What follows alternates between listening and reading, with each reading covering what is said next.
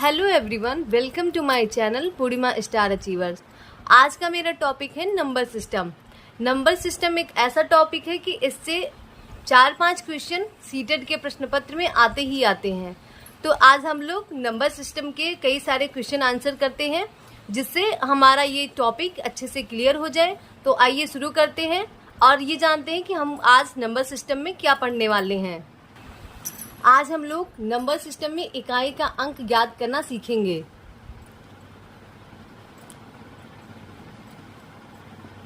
इकाई का अंक ज्ञात करना। आज हम लोग नंबर सिस्टम में इकाई का अंक ज्ञात करना सीखेंगे। आइए शुरू करते हैं और पहला क्वेश्चन सॉल्व करते हैं। पहला क्वेश्चन हमारा है 257 इंटू 798 इंटू 94 इंटू 384 में इकाई का अंक क्या होगा। 257 गुणे 798 गुणे 94 384 में इकाई का अंक पूछ रहा है। 257 इंटू 798 इंटू 94 इंटू 384 में इकाई का अंक पूछ रहा है। तो हम इन सभी का इकाई का अंक ले लेंगे एक बार। 7 इंटू 8 इंटू 4 इंटू 4। अगर हम 7 को 8 बार गुणा करेंगे तो 56 आ जाएगा। 7 और 8 56, और 4 को हम 4 बार गुणा करेंगे तो 16 आ जाएगा। फिर हमको पूरी संख्या से नहीं मतलब है, हमको सिर्फ इकाई के अंक से मतलब है। फिर हमने 6 को 6 बार गुणा किया तो आ जाएगा हमारा 36। फिर 36 का हमने 6 ले लिया तो इसका मतलब हो गया कि हमारे इकाई का अंक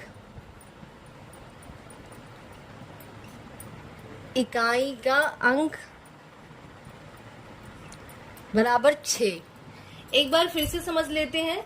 257 798 94 384 इन सभी का जब हम आपस में गुणा कराएंगे तो इसमें पूछ रहा है कि इन सभी का जब गुणा होगा तो हमारा इकाई का अंक क्या होगा। तो हमने 257 का 7 ले लिया, 798 का 8 ले लिया, 94 का हमने 4 ले लिया और 384 का हमने 4 लिया। 7 को हमने 8 बार गुणा कराया तो 56 आया। 4 को हमने 4 बार गुणा कराया तो हमारा 16 आ गया। फिर हमको पूरी संख्या से नहीं मतलब है। फिर हमने 56 का इकाई अंक ले लिया 6 और 16 का इकाई अंक ले लिया 6। फिर 6 को हमने 6 बार गुणा किया तो हमारा 36 आ गया, और 36 में इकाई का अंक हो गया 6। तो इसका मतलब इसका आंसर हमारा हुआ इकाई का अंक 6। मतलब 257 गुणे 798 गुणे 94 गुणे 384 में इकाई का अंक 6 होगा। आइए दूसरा क्वेश्चन सॉल्व करते हैं। दूसरा क्वेश्चन है 13 गुणे 87 गुणे 255 गुणे 7689 गुणे 54 गुणे 57 में इकाई का अंक क्या है। आइए सॉल्व करते हैं। 13 गुणे 87 गुणे 255 गुणे 7689 गुणे 54 गुणे 57। इसमें हम सभी का इकाई का अंक ले लेते हैं। 3 गुणे 7 गुणे 5 गुणे 9 गुणे 4 गुणे 7।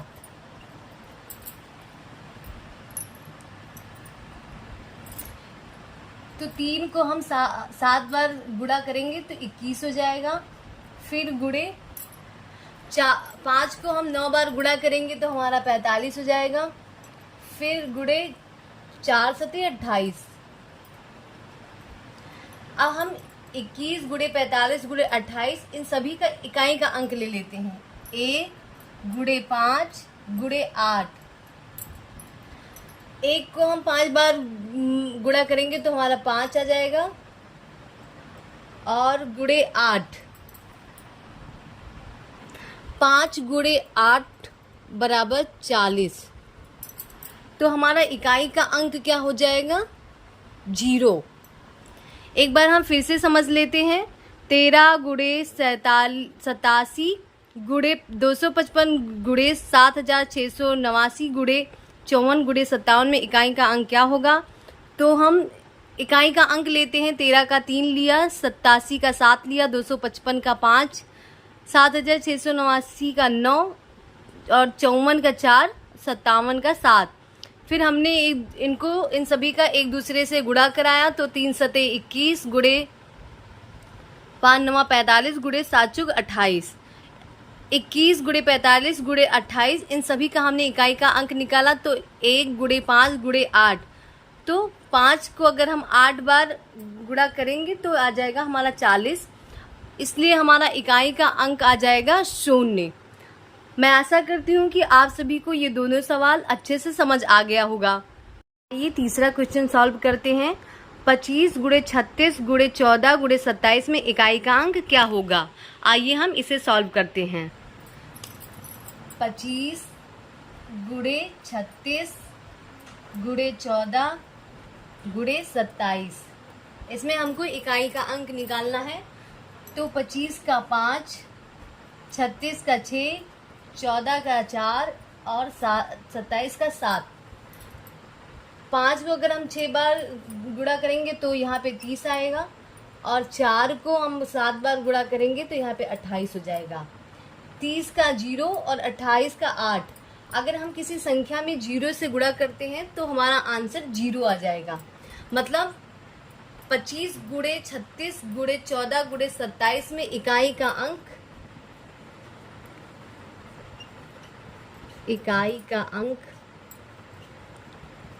0 होगा। आगे क्वेश्चन सॉल्व करने से पहले हम कुछ तथ्य हैं उसे जान लेते हैं। पहला तथ्य है, समस्त विषम संख्याओं के गुणनफल के इकाई का अंक 5 होता है। मतलब कोई भी अगर विषम संख्या है और उसमें अगर इकाई का अंक पूछा जाए तो इकाई का अंक उसमें 5 होगा, तथा सभी सम संख्याओं के गुणनफल के इकाई का अंक 0 होता है। मतलब 1 गुणे 3 गुणे 5 गुणे 7 गुणे 9 गुणे 11 गुणे इन्फिनाइट तक अगर कोई इकाई का अंक पूछेगा तो हमारा आंसर 5 होगा।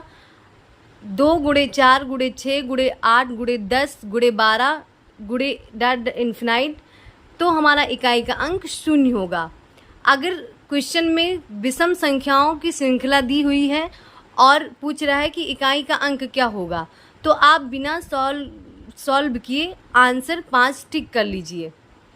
और अगर सम संख्याओं की श्रृंखला दी हुई है और इकाई का अंक पूछ रहा है तो आप आंसर 0 टिक कर लीजिए। मतलब ये एक फैक्ट है, अगर विषम संख्याओं के गुणनफल के इकाई का अंक पूछे तो हमारा आंसर होगा 5, और अगर सम संख्याओं के गुणनफल की इकाई का अंक पूछे तो हमारा आंसर होगा 0। आइए आगे बढ़ते हैं। दूसरा फैक्ट है, समस्त अभाज्य संख्याओं के गुणनफल में इकाई का अंक 0 होता है। मतलब 2 गुणे 3 गुणे 5 गुणे 7 गुणे इन्फिनाइट, इसमें इकाई का अंक 0 होगा। और वहीं पे समस्त विषम अभाज्य संख्याओं के गुणनफल में इकाई का अंक 5 होता है, जैसे 3 गुणे 5 गुणे 7 गुणे 11 गुणे 13 गुणे इन्फिनाइट, इसमें इकाई का अंक 5 होगा। मतलब एक बार फिर से समझ लेते हैं, समस्त अभाज्य संख्याओं के गुणनफल में इकाई का अंक 0 होता है, लेकिन वहीं पे समस्त विषम अभाज्य संख्याओं के गुणनफल में इकाई का अंक 5 होता है। आप सभी ये फैक्ट याद करके रखिए, क्योंकि कभी कभी इन फैक्ट से डायरेक्ट प्रश्न आ जाते हैं तो हम उसको बिना सॉल्व किए अपना आंसर टिक कर सकते हैं। क्वेश्चन नंबर 4, 892 गुणे 792 गुणे 730 गुणे 699 में इकाई का अंक क्या होगा? आइए इसे सॉल्व करते हैं। 892 गुणे 792 गुणे 730 गुणे 699, इसमें इकाई का अंक पूछ रहा है। तो 892 में इकाई का अंक 2 है, 792 में इकाई का अंक 2 है, 730 में इकाई का अंक 0 है और 699 में इकाई का अंक 0 है। तो हम लोग ये जानते हैं कि अगर हम किसी संख्या में 0 से अगर गुणा करें तो वो संख्या 0 हो जाती है। तो हमको नहीं लगता है कि हमको आगे इस प्रश्न को सॉल्व करने की जरूरत है। तो अगर हम 0 से किसी संख्या में गुणा करते हैं तो हमारी संख्या, वो आंसर हमारा 0 आता है। तो हमारा आंसर आ गया 0, मतलब इकाई का अंक भी हमारा 0 होगा। इकाई का अंक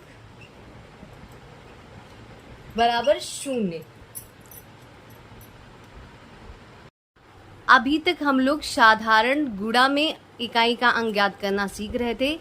आइए अब हम लोग घात में इकाई का अंक कैसे ज्ञात किया जाता है उसको सीखते हैं।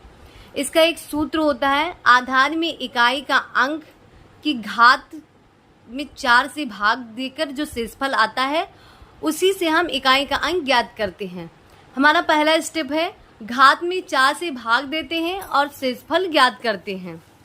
स्टेप दूसरा है, प्राप्त शेष को आधार की इकाई के ऊपर घात के रूप में लिखते हैं और इकाई का अंक ज्ञात करते हैं।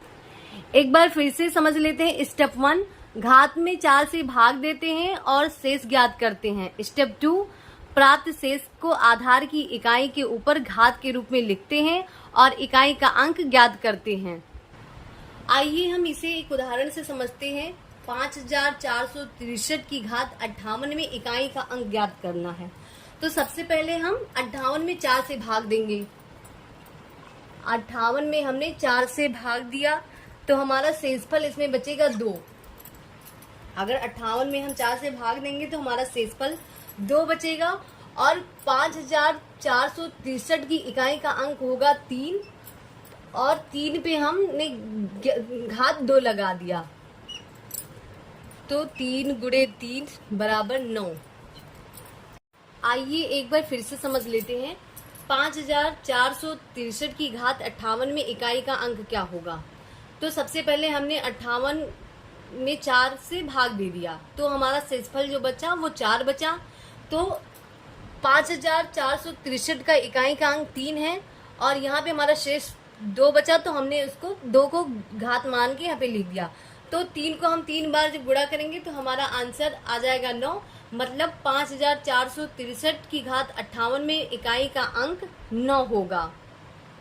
लेकिन जरूरी नहीं ना कि हर बार शेष कुछ बचे ही। तो ये नोट है, देख लीजिए आप सभी इसको।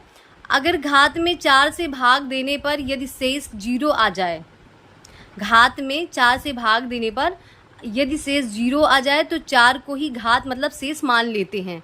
आइए इसको भी हम एक उदाहरण से समझ लेते हैं। इसमें कह रहा है कि अगर घात में 4 से भाग देने पर यदि शेष 0 आ जाए तो 4 को ही घात या शेष मान लेते हैं। तो आइए इसको उदाहरण से हम समझ लेते हैं। 5463 की घात 60 में इकाई का अंक पूछ रहा है। तो हम सबसे पहले 60 में 4 से भाग देंगे तो हमारा शेषफल वैसे तो 0 आ गया। तो हम यहाँ पे इसकी घात 0 नहीं मानेंगे, 0 की जगह पे हम इसको 4 मान लेंगे। मतलब यहाँ पे 5463 में इकाई का अंक 3 है तो हम यहाँ इसकी घात 0 ना मान के 4 मान लेंगे। तो आ जाएगा 81। तो आ जाएगा 81। तो हमारा इकाई का अंक हो जाएगा 1। मतलब 5463 में इकाई का अंक 1 हो जाएगा। एक बार फिर से समझ लेते हैं। 5463 की घात 60 में इकाई का अंक क्या होगा। तो सबसे पहले हमने 60 में 4 का भाग लगाया तो हमारा शेषफल जो 0 हुआ, लेकिन हमको 0 घात नहीं माननी है, 0 की जगह पे 4 मान लेना है। तो 3 की घात हमने 4 माना और 3 को हमने 4 बार गुणा किया तो हमारा आंसर आया 81। तो हमारा 5463 में इकाई का जो अंक होगा वो 1 होगा। आइए आगे बढ़ते हैं और इस तथ्य को जानते हैं। अगर इकाई का अंक 0, 1, 5, 6 हो तो उस पे चाहे जितनी बड़ी घात क्यों ना हो उसके इकाई का अंक 0, 1, 5, 6 ही होगा। एक बार फिर से समझ लेते हैं। अगर इकाई का अंक 0, 1, 5, 6 पर चाहे जितनी घात हो तो इकाई का अंक 0, 1, 5, 6 होगा। आइए इस क्वेश्चन के द्वारा हम इस तथ्य को समझते हैं। 530 की घात 896 गुणे 130 की घात 60 में इकाई का अंक क्या होगा। तो आइए हम इसको सॉल्व करते हैं। इनफैक्ट हमको सॉल्व करने की ज़रूरत ही नहीं पड़ेगी, क्योंकि हमने आगे एक तथ्य पढ़ा था कि अगर इकाई का अंक 0, 1, 5, 6 हो तो उस पे चाहे जितनी बड़ी संख्या क्यों ना हो तो इकाई का अंक 0, 1, 5, 6 ही होगा। तो यहाँ पे 530 है, मतलब 0 है, और 0 पे घात लगी है 896। यहाँ पे इकाई का अंक 6 है और 6 पे घात है 60। तो हम लोग पहले जो पढ़ चुके हैं कि 0, 1, 5, 6 पर अगर कोई घात है तो इकाई का अंक वही 0, 1, 5, 6 ही होगा। तो यहाँ पे 0 है तो इसका जो इकाई का अंक हो जाएगा वो 0 ही हो जाएगा, और यहाँ पे 6 है तो इसकी चाहे जितनी भी बड़ी पावर हो तो यहाँ पे 6 ही होगा। तो हमारा जो इकाई का अंक आएगा वो 0 आएगा, क्योंकि अगर हम किसी भी संख्या में 0 से गुणा करते हैं तो वह हमारा आंसर 0 ही आता है। मैं आशा करती हूँ कि आप सभी को ये टॉपिक अच्छे से समझ आ चुका है। आइए अगला क्वेश्चन सॉल्व करते हैं। 3854 की घात 75 माइनस 136 की घात 60 में इकाई का अंक क्या होगा। आइए सॉल्व करके देखते हैं।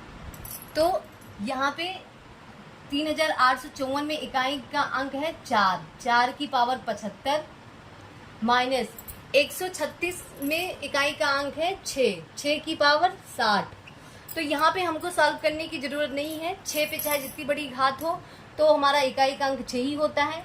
यहाँ पे हमको सॉल्व करने की ज़रूरत है, यह 4 की घात 75 में हमने 4 का भाग दिया तो हमारा आ जाएगा शेषफल 4 की पावर 3 माइनस 6। तो 4 16 चौको 64 माइनस 6 तो आ जाएगा 58। और इसमें हमसे पूछ रहा है कि इकाई का अंक क्या होगा, तो इकाई का अंक हो जाएगा 8।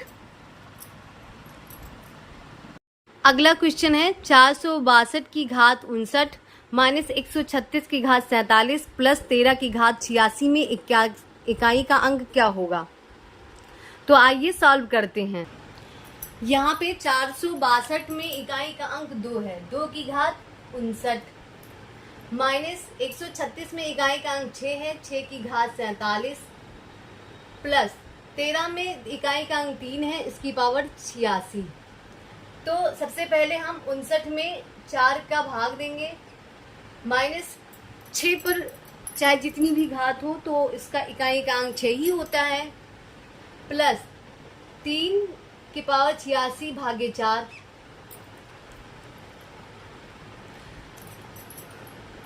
59 में हमने 4 का भाग दिया तो हमारा शेषफल आएगा 3 माइनस 6 प्लस 86 में हमने 4 से भाग दिया तो हमारा शेषफल आ जाएगा 2। तो 2 दूनी 4 दूनी 8 माइनस 6 प्लस 3 त्रिका 9। तो 8 में से हमने 6 को घटाया तो आ जाएगा हमारा 2 प्लस 9 बराबर आ जाएगा 11। मतलब इकाई का अंक हो जाएगा 1। इकाई का अंक हो जाएगा 1। आज हम लोगों ने नंबर सिस्टम के बारे में जाना। नंबर सिस्टम में हम लोगों ने इकाई का अंक ज्ञात करना सीखा, साधारण गुणा में इकाई का अंक कैसे निकालना है और घात में इकाई का अंक कैसे निकालना है, ये सब हम आज इस वीडियो में जान गए। आगे हम नेक्स्ट वीडियो में इससे संबंधित जैसे फैक्टोरियल पदों में हम घात कैसे निकालते हैं, ऐसे कई सारे क्वेश्चन मैं आप सभी के सामने नेक्स्ट वीडियो में लेके आऊँगी। मेरे वीडियो से जुड़े रहने के लिए मेरे चैनल को सब्सक्राइब कर लीजिए, बेल आइकन दबा लीजिए जिससे मेरी वीडियो की नोटिफिकेशन आप सभी तक पहुंचती रहे। मेरे वीडियो को लाइक कीजिए और कमेंट करके ज़रूर बताइए कि आप सभी को मेरा वीडियो कैसा लगता है। धन्यवाद।